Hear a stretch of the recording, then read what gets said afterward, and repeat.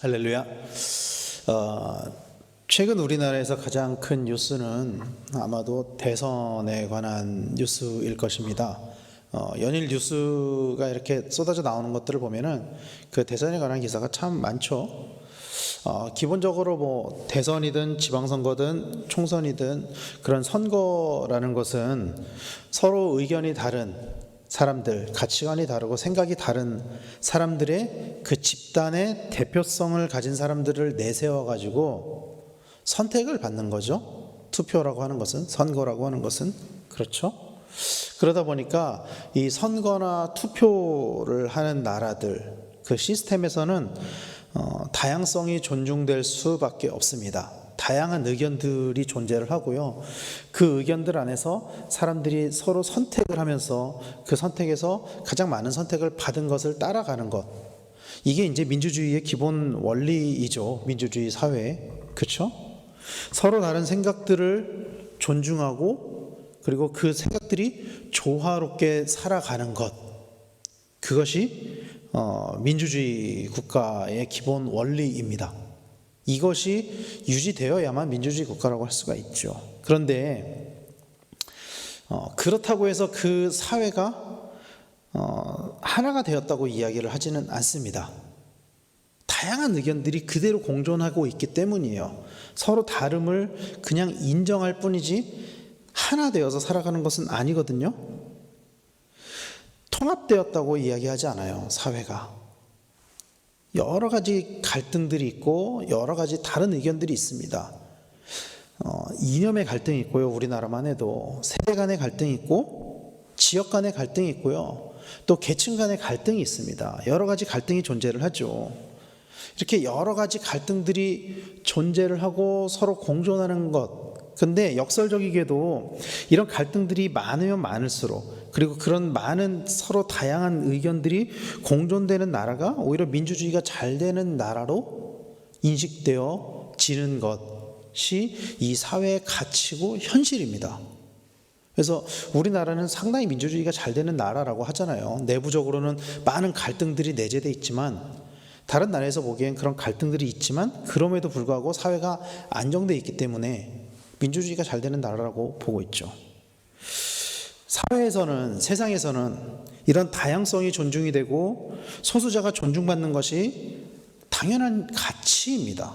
이것은 우리가 너무나도 당연하다고 생각하는 가치예요.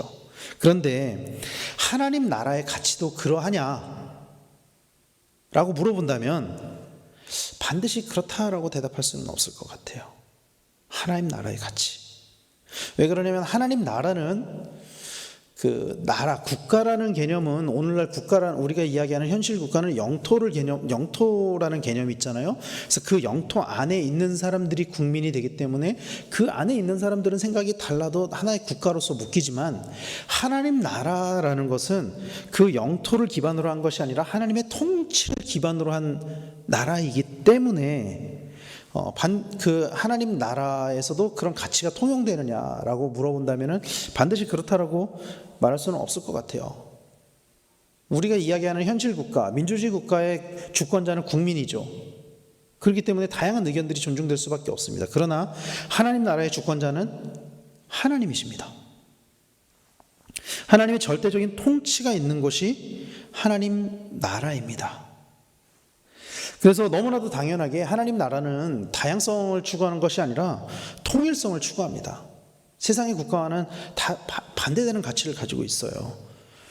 하나님은 모든 인간을 다르게 만드셨습니다. 여기에 있는 우리들도 다 다르잖아요. 생긴 모습도 다르고 성향도 다르고 성격도 다르고 다 다릅니다. 다양하게 만드셨죠. 그러나 그 사람들이, 그 다양한 사람들이 모두 다르게 창조되어진 그 사람들이 하나님 나라의 가치관으로 통일되어지는 것, 그것이 바로 하나님 나라입니다. 그래서 하나님 나라에는 하나님의 말씀이 있고요, 하나님의 명령이 있고요, 사명이 있습니다.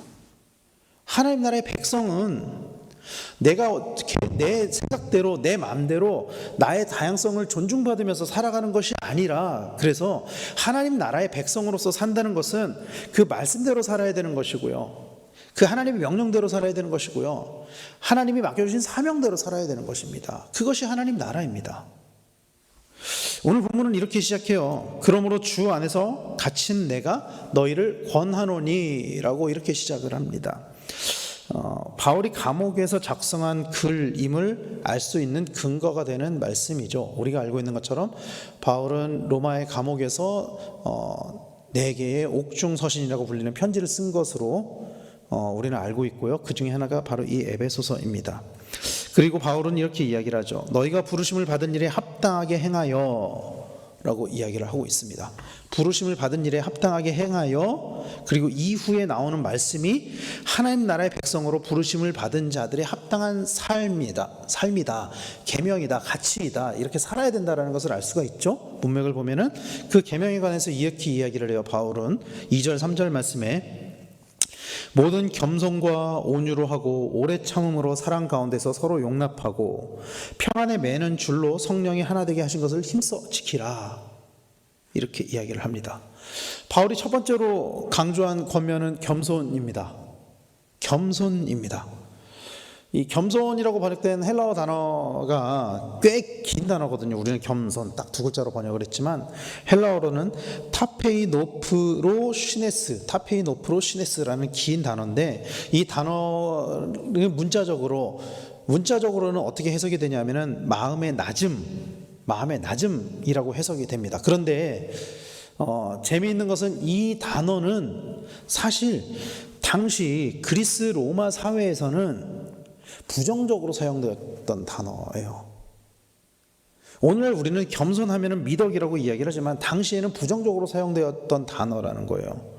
이게 어떤 때 주로 쓰여졌던 단어냐면은 주로 비굴한 태도나 품위를 떨어뜨리는 행동을 가리키는 데 사용되었던 단어입니다. 오히려 비굴하고 굴욕적이고 노예적인 태도나 또 굽실거리며 복종하는 노예의 모습을 나타낼 때 이 단어를 사용을 했습니다. 그래서 이 단어, 오늘 겸손이라고 번역된 이 단어는 로마 시대의 그 이방인들 도덕주의자들에게는 이것은 사실 악한 개념이었어요. 선한 단어가 아니었습니다. 그러나 기독교 사도들에게는 덕목으로 간주되었던 단어였습니다. 당시에 로마 시대 때는 노예 시대가 합법화되어 있었잖아요. 그렇죠?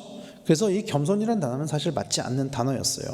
그리고 그 이후에 나오는 온유나 오래 참음이나 사랑이나 용납과 같은 단어들은 그리스 로마 시대에는 어울리는 단어가 아니었습니다.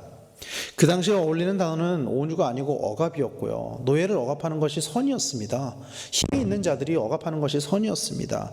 그리고 승리였습니다. 징벌이었습니다. 쾌락이었습니다. 참지 않았어요. 자기들이 하고 싶은 대로 하는 것이 선이었습니다. 그때 당시의 가치로는.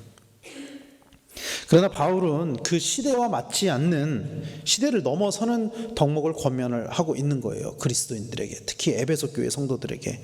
그러면 왜 바울은 이 시대와 맞지 않는 것들을 권면을 했느냐는 거예요. 에베소 교회에. 왜냐하면 그것이 하나님 나라의 가치이기 때문입니다. 그것을 통해서 하나님 나라가 이루어지기 때문입니다. 결국 바울이 하고 싶었던 권면은 3절 말씀에 나와 있습니다. 평안에 매는 줄로 성령이 하나 되게 하신 것을 힘써 지키라. 바울은 에베소 교회가 하나가 되기를 소원했어요. 왜 하나가 되기를 소원을 했을까요? 바울은 사도행전 20장에 보면은 바울이 예루살렘으로 이제 3차 여행을 마치고 예루살렘으로 돌아갈 때 마지막에 밀레도에서 에베소 교회 장로들을 청해서 이야기를 하는 장면이 나오잖아요. 거기에 보면은 에베소 교회가 나중에 굉장히 많은 어려움을 겪게 될 것을 암시하는 말들이 나와요. 특히 교회 분열을 암시하는 말들이 나오거든요. 바울이 바라보는 에베소 교회, 그런 미래를 바라보고 있었기 때문에 바울은 에베소 교회가 하나 되기를 소원했습니다. 그리고 그 하나됨의 근원은 바로 성령이었습니다. 오늘 말씀에도 보면은 평안에 매는 줄로 성령이 하나 되게 하신 것을 힘써 지키라. 그 하나 되게 함의 근원이 성령이라고 이야기를 하고 있죠. 성령이야말로 교회를 하나로 묶어주시는 분이라는 것을 믿으시기를 축복합니다. 그리고 그것이 유지되도록 힘써 지키라고 권면하고 있습니다.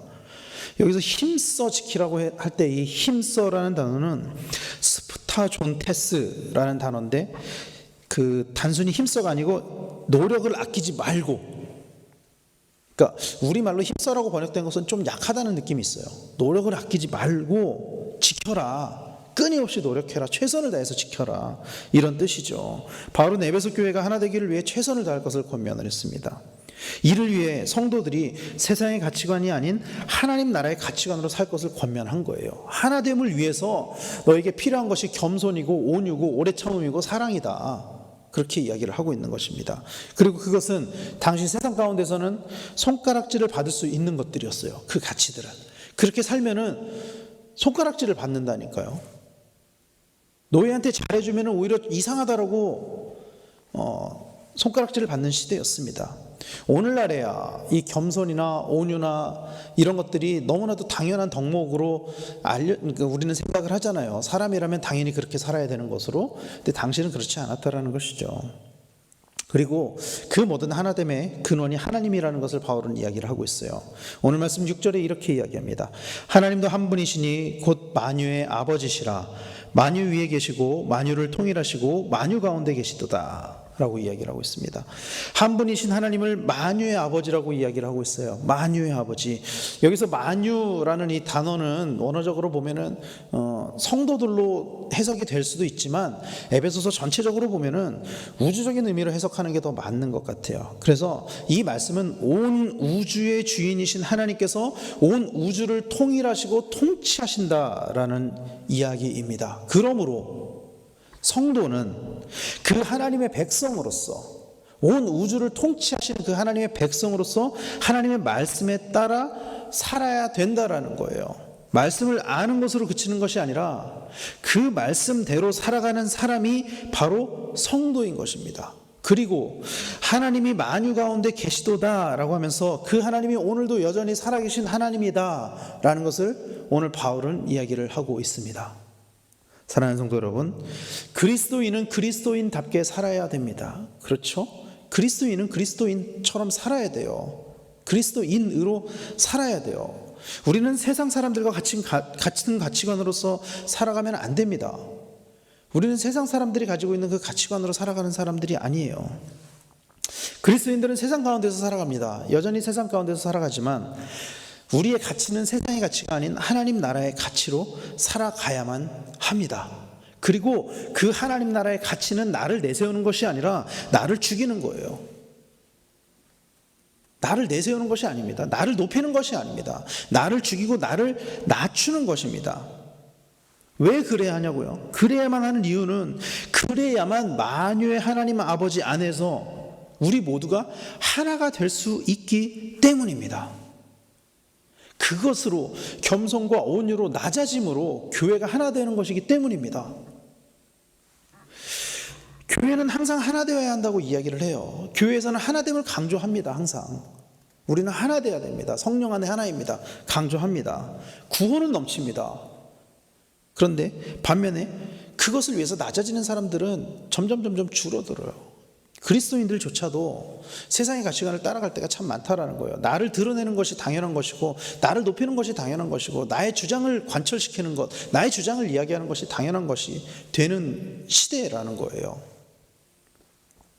나에게 맞추어라가 아니라 내가 맞추겠습니다 라고 할 때 교회가 하나 될 수 있습니다. 내가 먼저 겸손과 온유, 오래 참음으로 낮아질 때 교회는 하나 될 수 있습니다.